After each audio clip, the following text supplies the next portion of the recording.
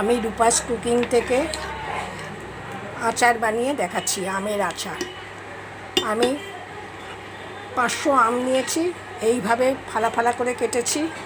একটা ফ্রাই কড়াই বসিয়ে দিয়েছি, তার মধ্যে 2 চামচ সর্ষের তেল, 2 চামচ মানে দুটো ছোটো চামচে 2 চামচ 5 ফোড়ন দিয়েছি, একটা শুকনো লঙ্কা দিয়েছি।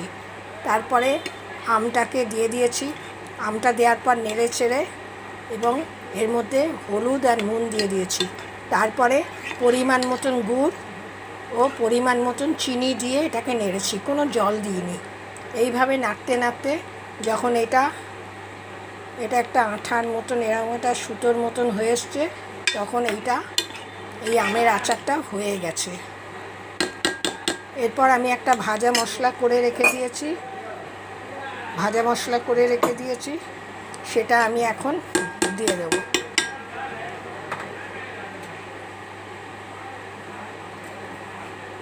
আমি দারচিনি, তারপরে শুকনো লঙ্কা, জিরে, মৌরি, ধনে সব ভালোভাবে নেড়ে একটা মিক্সার গ্রাইন্ডারে এই মশলাটা করেছি এবং একটা বড় এলাচও দিয়েছি এর মধ্যে, যাতে টেস্ট হয়, গন্ধটা ভালো হয়।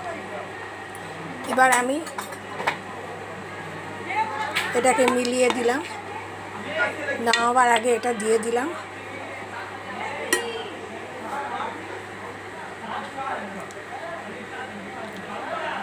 আমার এই আচারটা হয়ে গেছে। আপনাদের কেমন লাগলো লাইক, শেয়ার ও কমেন্টস করে আমাকে জানাবেন। ধন্যবাদ।